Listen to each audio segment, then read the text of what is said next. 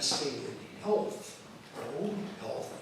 And so in a sense, we need that switch. We need to be able to start moving like we were made to move. And I don't think we can turn this around unless we get up and move. And that means, I don't think we can get back to 350, not a word, unless everybody really thinks about getting out of that car. I don't think we can get back. We have to start thinking about our health as part of the divestment movement, divesting in a culture of laziness. Thank you. Thank you. Got a question back here. Back here. Hey, Jimmy, you want? Thank you, Jim. Nick Peterman, 64. I have a question to the people who advocate a carbon tax. And the question is, what mechanism would you propose for setting the level of the carbon tax? Okay, I'll speak to that. Well, obviously it needs to be sufficient to motivate those who use carbon-based, who use the goods and services that are provided by carbon-based resources to alter their decisions. And I would cite as a case in point the recent increases in gasoline consumption as a result. We know that people are economically sensitive. And the other issue with carbon taxes is that there are ways to, in principle, you could use carbon taxes as a way to motivate the world community. We know that... all of that I agree with, but what mechanism, how do you decide what the right price is? Well, I think we, you know as well as I do, that taxes are decided legislatively. Yes, and what right advice do you give to the legislature?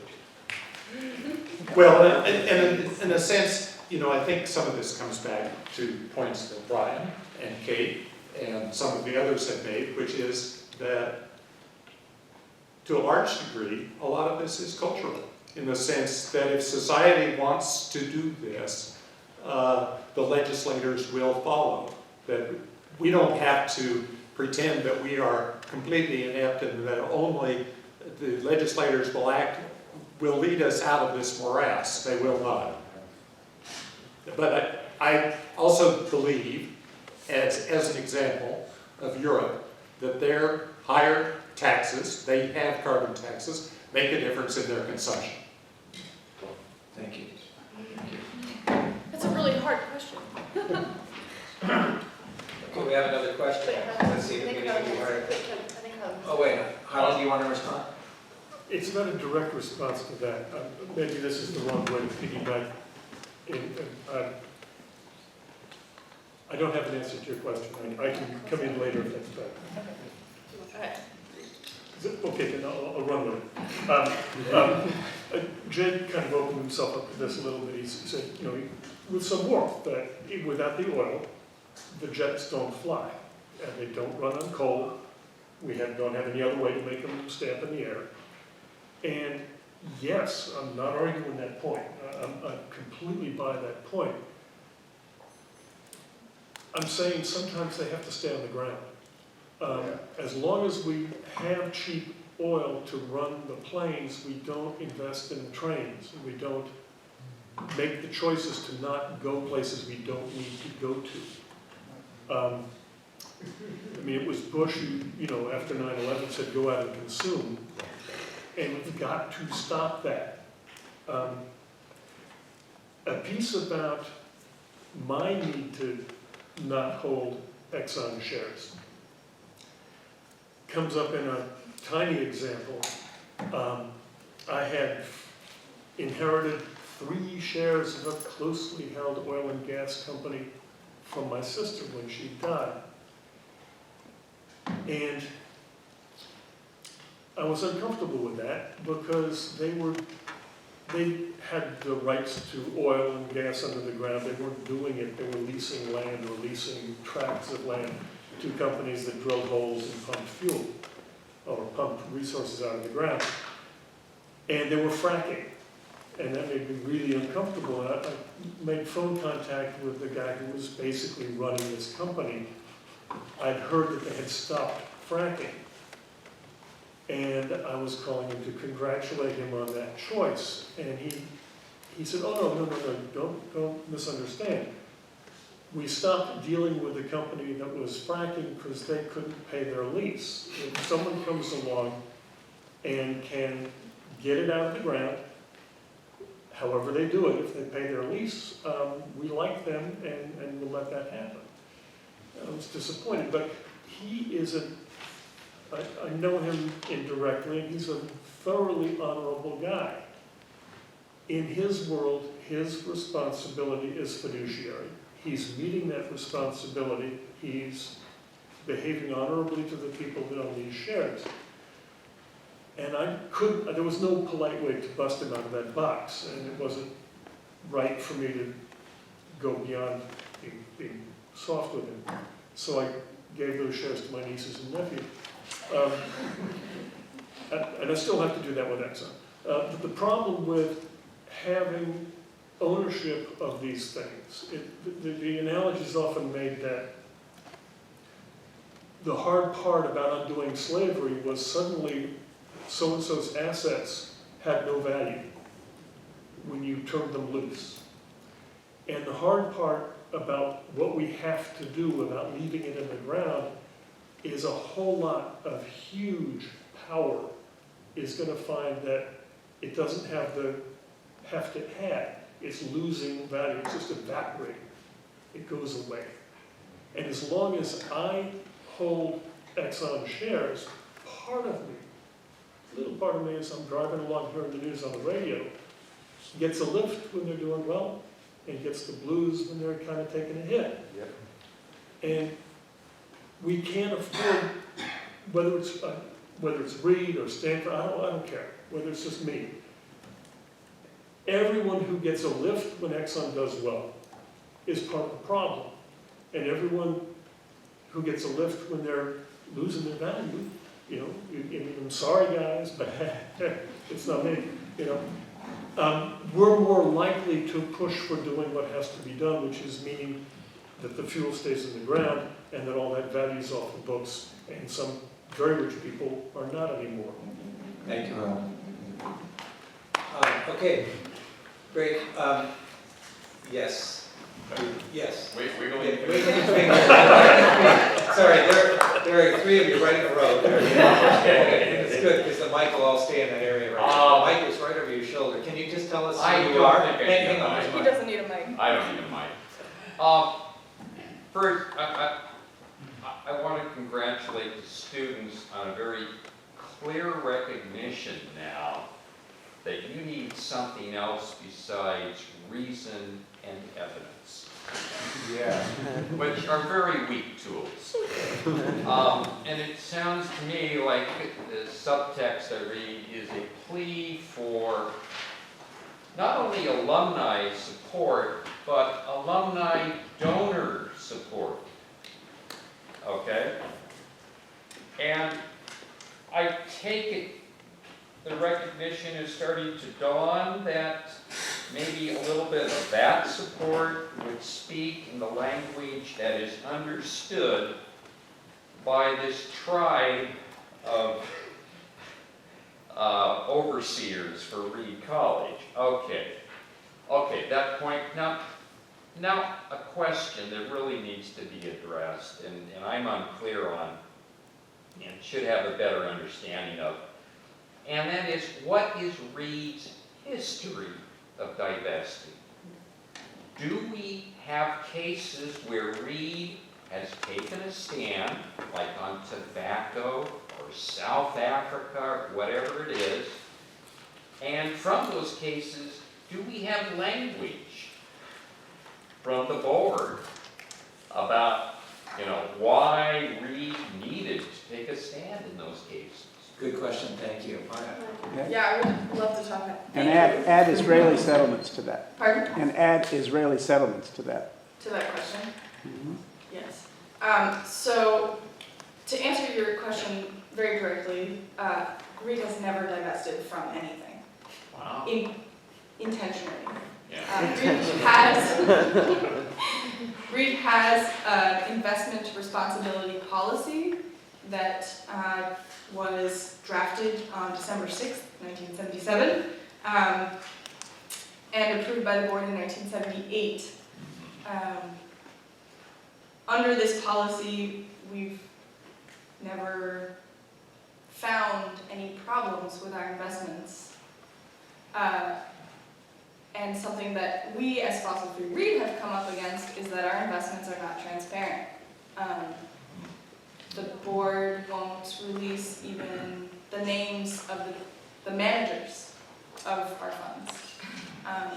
So we've challenged the board on their investments and whether they comply with their investment responsibility policy, and we have no idea.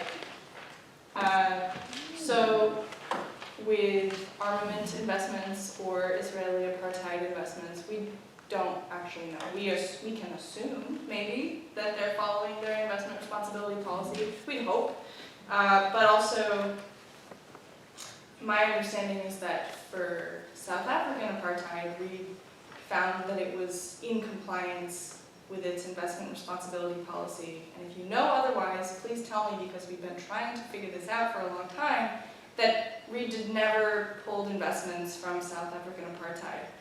Unclear whether we had investments or whether they didn't find any and they didn't remove them. I think there were some, and I think you're correct that they didn't actually change, because after we came out of Elliott Hall, the only thing that happened was a promise to have more meetings. Yeah. And then Nelson Mandela was released from prison, so the issue was sort of so taken care the whole of. system shifted. Right. And, yeah, this gets into complex systems dynamics and the nature of radical, fast change, but I won't go there right now. So that's the answer to your question. Oh, can I speak to something else? Yeah, go ahead, and then Kate, and then Jay. Okay, my response is just, so yeah, we need money. That is a fact. To really do anything, we need alumni support in the form of donations. And the venue that we would like you guys to consider is it's on the back of this page that Maya handed out, the Divest Fund. We currently have $1,200 in that fund. We have 6 donors, and Could you explain how that works? so yeah, it is very clearly laid out on your sheet, but the idea is that you as an alumni can donate to this fund instead of donating to the school, and you don't have to withhold donations. And then the school divests by December 31st of 2017, then all of the money that you have given as a Reed alum will go to Reed, and as well as any money that was donated by other alums whose alma maters did not divest. That means, though, that if you donate and Reed doesn't divest, your money does not go to Reed, it goes to another school that did divest. But we were really hoping that this will give us some leverage with the board, like beyond just our logic and rationale. Very good. I just wanted to say something about the board's investment policy. I think there's the sense that the board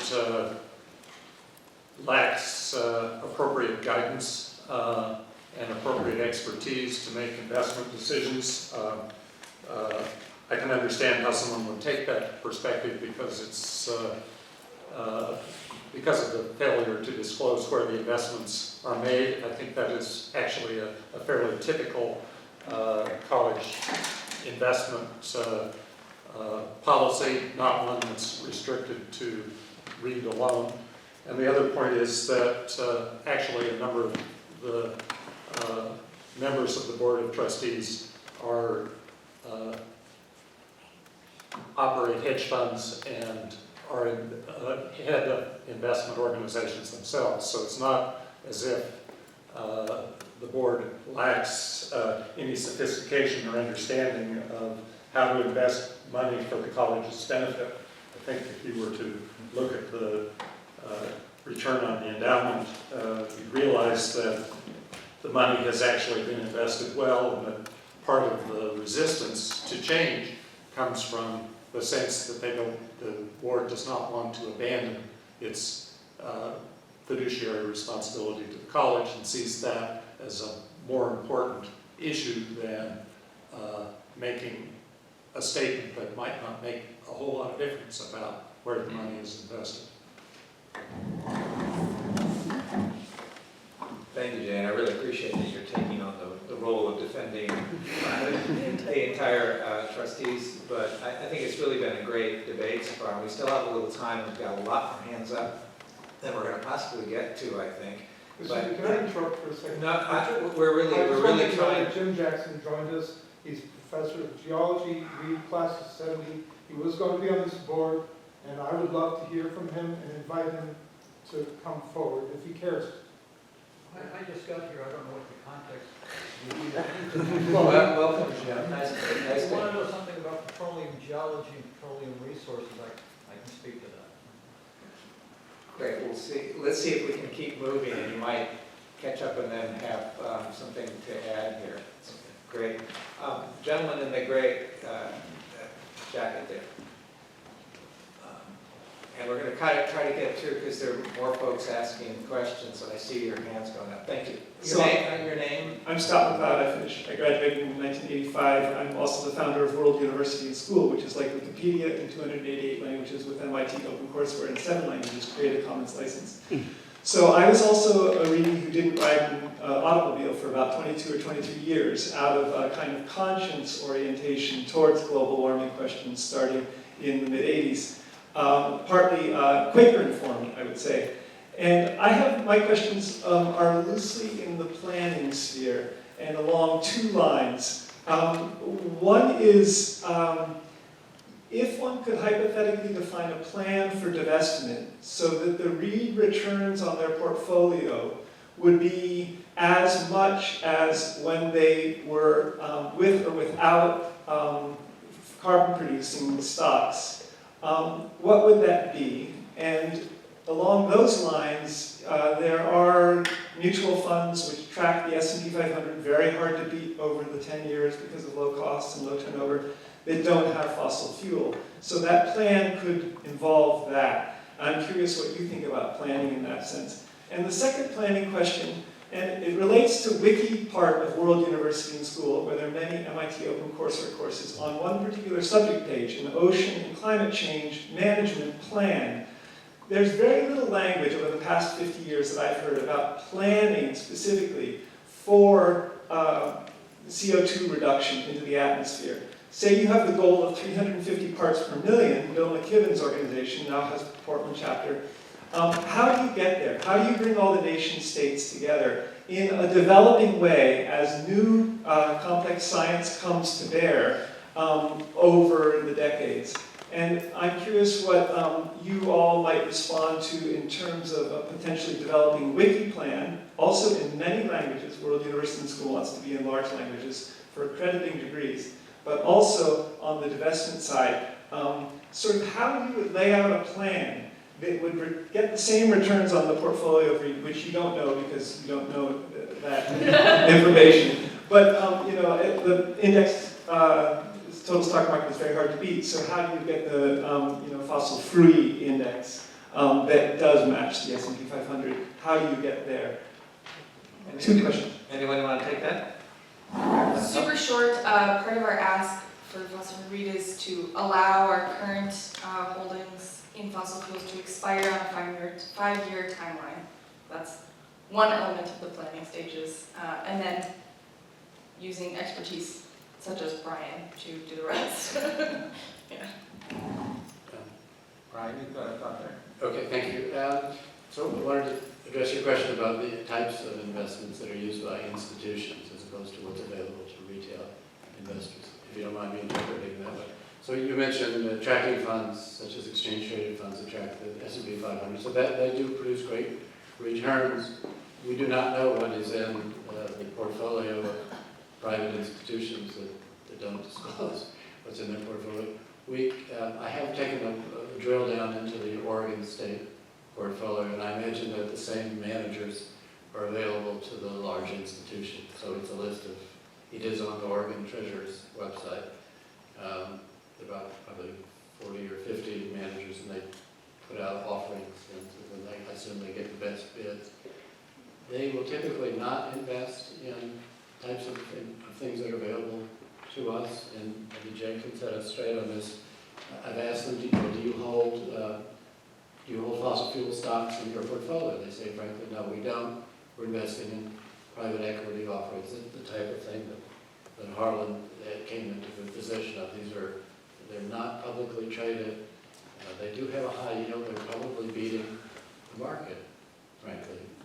But there are also probably things that are available to private institutions that will also beat the market that are not on the Carbon Tracker 200 list. And I want to address that Carbon Tracker 200 list again, because Bill McKibben's organization, 350.org, has actually proposed something that's a fairly elegant way of raising consciousness. It's not divest of every fossil fuel related company. Right now, I have clients that come to me and say, I don't want anything that ever touched fossil fuels. So that comes down to, you can't buy a CD from a bank because banks lend to fossil fuel companies. So that's just too restrictive. But if you do exclude the top 200 fossil fuel holding companies, you do help build consciousness, you do send a message, and you get great returns. So I don't think we can fully answer your question until these institutions open up their portfolios and let us see what's in it. But there are alternatives available. As for a wishing plan, that's beyond my expertise. Maybe we can follow up later on that, and you can. We have 15 minutes left. Could you pass two seats to your left there, and we'll check. Thank you. Hi. Right there. Mark McLean, class of 70, and I have a question kind of at the student level. You mentioned, okay, I have a background. Some years back when Exxon was just causing all kinds of problems, the Pacific Northwest Utilities and BPA and the others said to the people here, turn off that light switch, turn down that heater, cut back your consumption. Companies, maybe you should turn off a few signs that are blinking out there. What they did not do, unfortunately, was tell people who had been saying, well, all those lights down in Las Vegas and all those places, those are crazy. What good can we do? The utilities kind of failed in PR, telling them later what they could see on their own meters. That cumulative effort, and the people here and there turning off that switch, turning down the power a little bit, not starting up that electric motor, whatever it might be, actually made a difference. Cumulative action can do quite a bit more than you would expect. Now, somebody mentioned, the professors in Elliott Hall, rather than make a call to the physical plant, if the temperature varies by a degree or two, put on a sweater. What are the students doing? Can this become a cultural thing? Okay, now use the sweater. Turn off.